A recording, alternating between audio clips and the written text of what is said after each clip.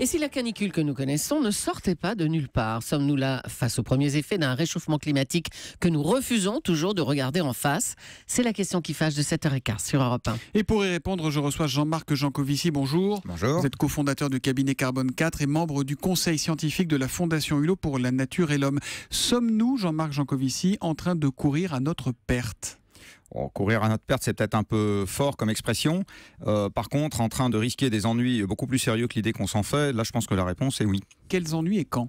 C'est ce qu'on vit en ce moment, les ennuis, c'est de la canicule Je vais me permettre un petit crochet. Vous prenez une expérience que les hommes ont fait 3 milliards de fois qui s'appelle se marier. Vous prenez un couple qui se marie aujourd'hui, personne pour autant n'est capable de savoir exactement où ils en seront dans 20 ans. Alors vous prenez une expérience que nous n'avons jamais faite, qui est d'appliquer quelques degrés d'élévation de température moyenne à une humanité de quelques milliards d'êtres humains. Bien évidemment, personne n'est capable de prévoir dans le détail tout ce qui peut nous arriver. Par contre, ce qu'on sait, c'est qu'on sort complètement du cadre des évolutions climatiques naturelles, on va dire, parce que pour donner une référence, 5 degrés de température moyenne, c'est ce qui nous sépare d'une ère glaciaire. Donc quand la Terre est passée de la dernière ère glaciaire... 5 degrés, ce qui nous sépare de l'ère glaciaire, et là on parle d'une augmentation déjà de 2 degrés à la fin de ce siècle. Oui.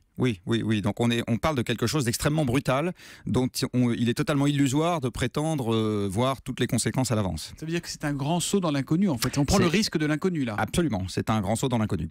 Il y a une responsabilité énorme des politiques. Donc, quand Ségolène Royal dit, ministre de l'écologie, les négociations de l'ONU sont totalement inadaptées à l'urgence climatique. Ça c'était le 1er juin, il y a un mois. Alors pourquoi nous jouer dans le même temps la grande comédie de la COP21, de la conférence climat, qui est une conférence de l'ONU? On nous dit, c'est pas le bon outil, ça sert à rien, mais allez-y, on va se revoir.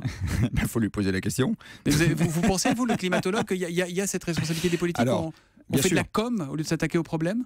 Il n'y a pas que sur ce problème qu'on peut porter malheureusement ce genre de commentaires. Alors, si on essaye d'être un peu précis, le monde politique a beaucoup de mal à comprendre les aspects techniques de ce dossier, comme du reste sur beaucoup d'aspects techniques, parce que si je suis un peu méchant, dans le pays dans lequel nous vivons, il y a 2 choses que vous ne pouvez pas faire en même temps quand vous êtes dans le monde politique, c'est écraser vos petits copains pour arriver au pouvoir et comprendre ce qu'il y a dans le fond des dossiers.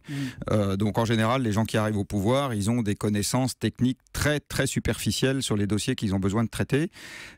C'est le cas sur le climat comme c'est le cas sur beaucoup d'autres choses.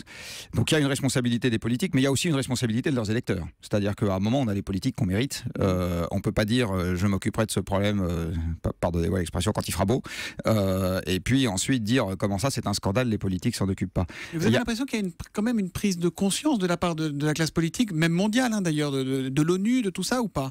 Il y a une sensibilisation, on va dire, une prise de conscience. Par exemple, l'élément que je viens de vous dire, c'est-à-dire que 5 degrés, c'est ce qui nous sépare d'une ère glaciaire, et donc quand on parle de quelques degrés d'élévation de la moyenne planétaire, on n'est pas en train de parler d'une plaisanterie. Ça, par exemple, c'est un fait qui est peu connu. Rien que ça. Après, les politiques ont des mandats courts. Quand vous êtes en train de parler de quelque chose qui porte sur des décennies, ça sort du champ politique. Enfin, je veux dire, ils sont incapables de réfléchir à ce genre d'horizon de temps. Mais pour vous, cette canicule dont on parle depuis 2-3 jours en France, c'est clairement un élément du réchauffement climatique, parce qu'on en a connu d'autres dans le temps et on ne parlait pas à l'époque de réchauffement climatique, des sortes d'accidents comme ça de météorologie. Alors, quand vous en avez un quelque part, vous pouvez rien dire. Donc, quelqu'un qui gagne au casino, vous n'êtes pas capable de dire s'il a triché ou s'il a de la chance. Par contre, si 3 fois sur 4 il gagne, alors là, vous commencez à dire il y a un truc qui sort des statistiques normales. Ben, c'est exactement pareil. En ce qui concerne le réchauffement climatique, c'est à l'envers qu'il faut réfléchir. C'est-à-dire, si la température moyenne monte, c'est logique qu'on se mette à avoir de plus en plus souvent des événements qui sont chauds par rapport à ce qu'on avait. Et là, si on regarde la moyenne planétaire, 2014 était l'année la plus chaude depuis qu'il y a des relevés de température, et les 5 premiers mois de 2015 sont les 5 premiers mois les plus chauds depuis qu'il y a des relevés de température. Donc, il y a des températures, 1880, c'est ça. des températures exceptionnelles. La semaine prochaine, on prévoit 30 degrés à la latitude du Groenland, par exemple, au nord du Canada. Je ne sais pas si vous vous rendez compte, c'est des trucs qui sont vraiment pas courants. J'Marc Jancovici, vous êtes aussi chef d'entreprise. Est-ce qu'économiquement, le problème, c'est qu'il n'est pas rentable de lutter contre le réchauffement? Ou est-ce qu'on se trompe? Est-ce que les patrons se trompent là encore? Alors, en fait, c'est le problème profond, est assez désagréable à entendre. L'énergie, c'est ce qui a fait la puissance des nations.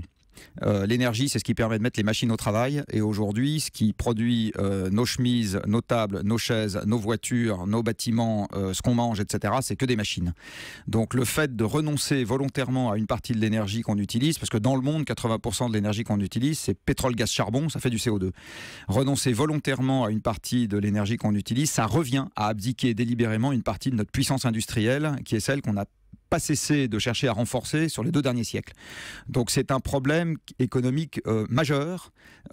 Ça peut faire des gagnants, mais ça fera aussi des perdants. On fait quoi là tout de suite? Qu'est-ce qu'il faut faire? On a un vrai problème d'arbitrage temporel. On est exactement dans la même situation que quelqu'un qui doit aujourd'hui faire des efforts pour préserver ou sa santé économique dans 10 ans ou 20 ans. C'est jamais une situation qui est très facile parce que le bénéfice il est futur. Donc il y a plein de choses à faire. Malheureusement, rares sont celles pour lesquelles il y a un effort faible et un bénéfice de court terme immense. Ça veut dire qu'il va falloir vraiment faire de gros efforts. Merci Jean-Marc Jancovici. Je renvoie nos auditeurs à votre livre « Transition énergétique pour tous, ce que les politiques n'osent pas vous dire », publié chez Odile Jacob. Merci, bonne journée à vous. Merci.